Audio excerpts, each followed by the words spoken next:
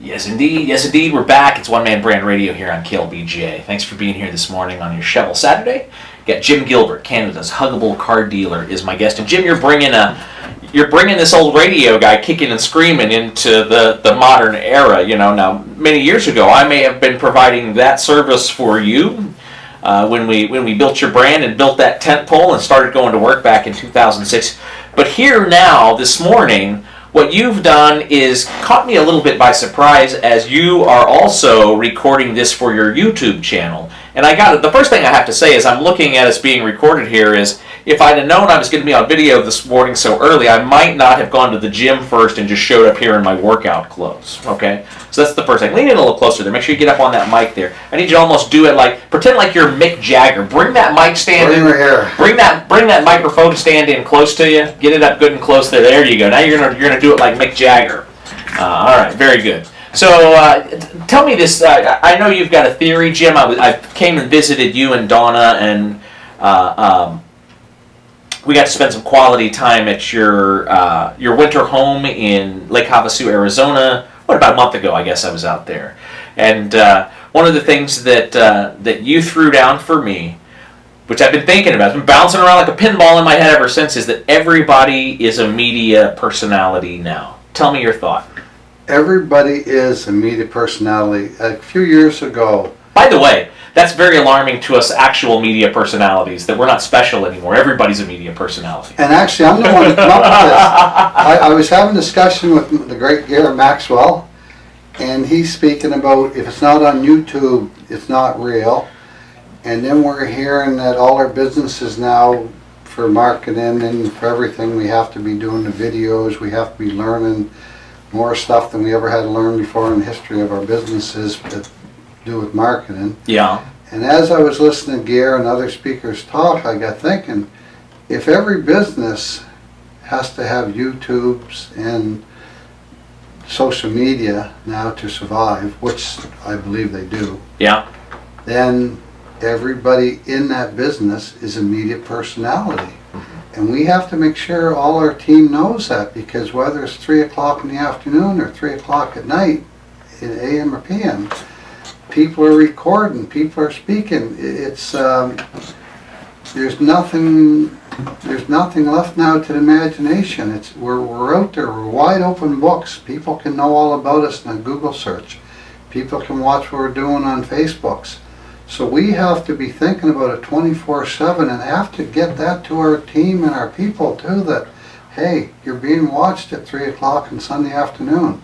I heard your past President Obama say, he said, to some students, he said, if there had been Facebooks and stuff when I was younger, I might not have been your president.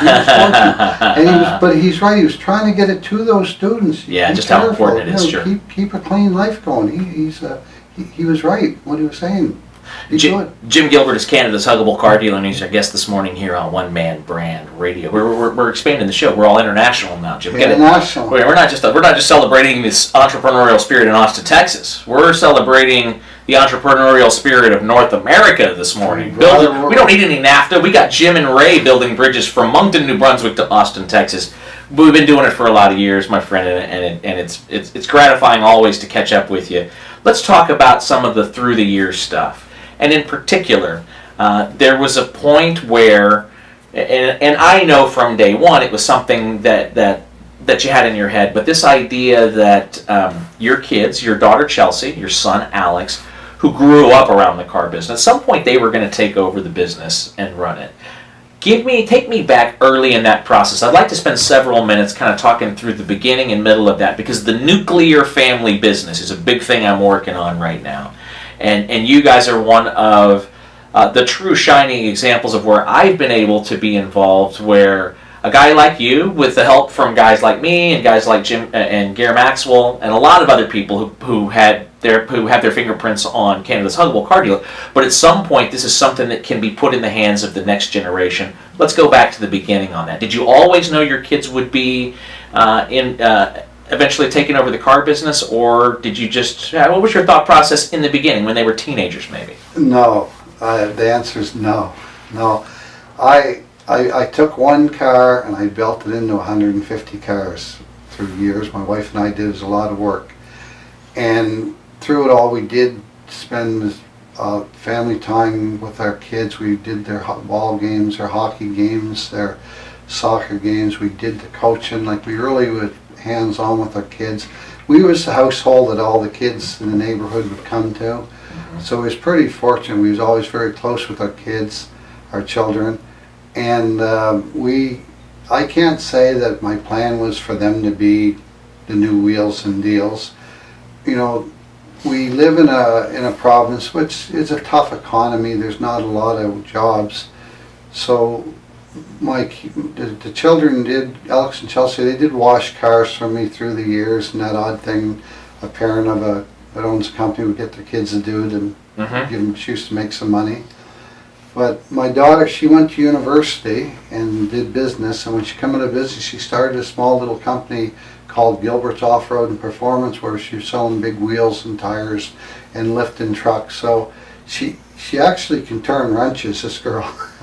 And my son, he was a hockey player.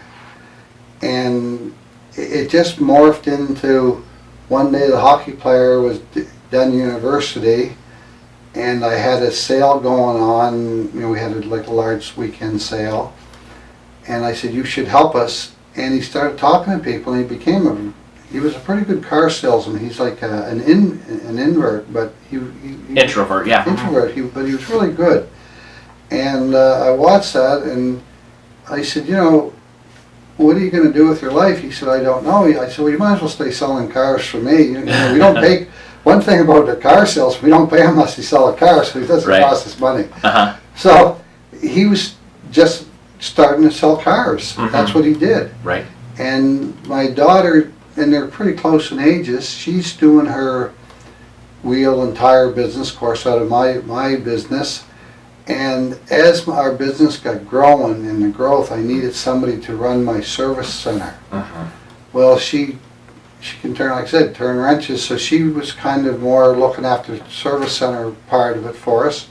Alex is selling cars, I'm running the business, and I'm thinking they might move off to somewhere else. Like even at that time, I didn't have them penned to take over Wheels and Deals. Like, I didn't have that future plan.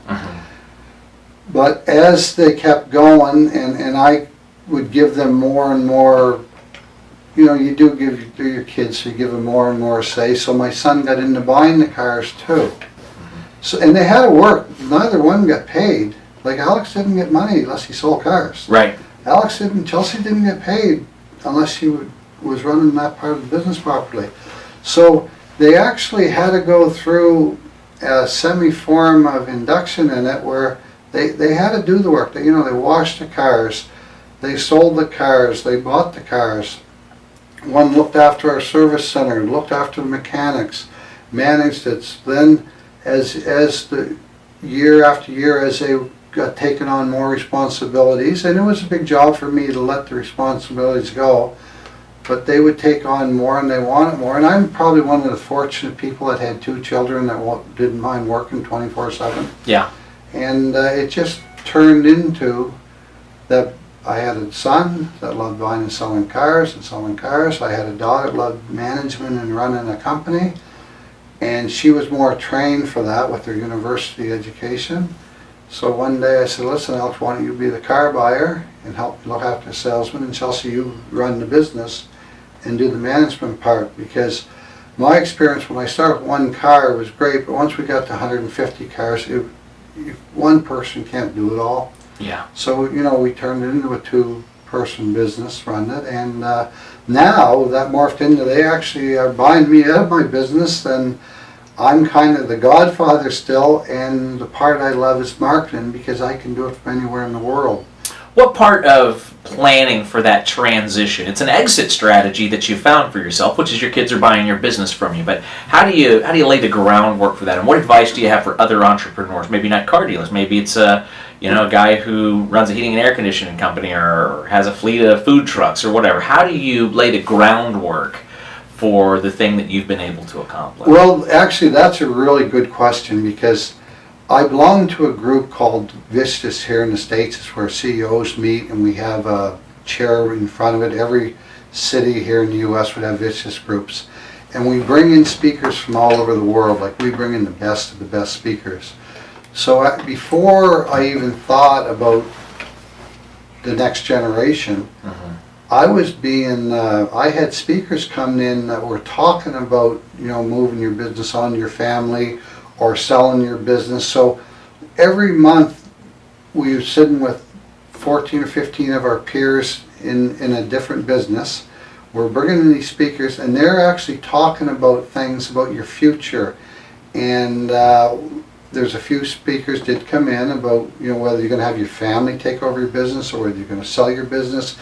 Here's what's going on in people trying to sell business, because right now there's actually more businesses for sale than people buy them. So one of the best extra strategies is getting your family in, if they will do the work. And because not as many people, like a lot of entrepreneurs, got their whole future in one basket. That basket is their business. It's our baby, we grew it, and when we turn 60 and 65, there might not be anybody there that really wants to buy our business for what we think it's worth.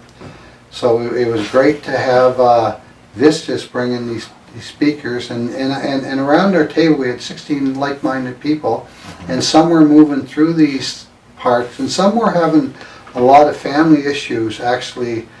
Like I would have had the 40-year-old in my group, and he was trying to get the business from a 65-year-old dad, and it really wasn't working good. But I would hear those stories, so I said, hey, I don't want that to happen to me. Then I'd hear like I said, a professional speaker come in, that this is his job, helping companies through these transformations. And so unexpectedly, the plan was all rooted out for me through Vistas. My Vistas group.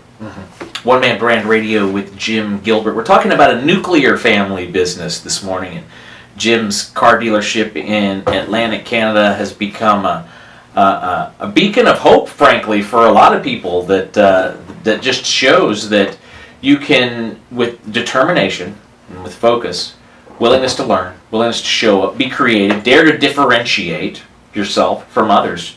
You can do fantastic things if you have your eye on the ball and you're doing everything right, like you guys are up there. What about quality control in terms of, for one of me, one of the hardest parts is delegating. One of the hardest parts for me, as in growing my business, has been letting go. Figuring out what are the things that other people can do 80% or 90% as well as me, and just let them do it, and don't hover, don't smother. That's been one of the hardest parts for me. How about you? Well, actually, that's so true. Letting go is the hardest part, because nobody can do anything as good as you can do it, right? We all think that. The truth is... Are you saying that's not true, Jim? No, it's not. There's a book out there, What Got You Here Won't Get You There. Okay. And I read it, and it made so much sense. So we're the hunters of a business. We built it. It's our baby. Yeah. Now it's time to farm our business and the business make the money. Well, that's when we have to bring in people that we know they're not as smart as us, because nobody's smart as us. But then we find out that actually they're a lot smarter than us, and we have to let them do their thing. Yeah. But we have to, to the people out there that somebody says, well, you got to hire somebody and let them do their job and get out of the way. I don't believe that's true. You hire them, you get them to do their job, you watch the job, you build the job with them and together, and then you move. You don't get out of the way, you move away. So at the start, when you hire somebody, regardless, especially in a small business, it's 50-50. You got to have your eye on the ball. And he's got to understand, or she has to understand the ball. But as that person, which probably can do a lot of things better than you can, it shows they want to do more and will take on more, then that's when you start moving away and letting them do their job, and you'll be really shocked how good they can do their job. And this is a process. It's not a 2-minute thing. It's a work in process. And then when you feel, and there's never a time you feel they're 100%, but actually there's a lot of times you're going to know they're 110%. and then you can move on to the next step, because you have to, as a business person, you have to learn to work on your business, not in your business, and that's when you're going to get your most business growth. That's when the speed of success really happens. I think it's called, you got to get out of your own way, and that's where you get help. You bring people in to help, you work with them, and then you let them do their thing. It's One Man Brand Radio with Jim Gilbert, Canada's Huggable car dealer. He's my guest this morning. We'll come back to wrap up the show next when One Man Brand Radio continues here on News Radio KLBJ.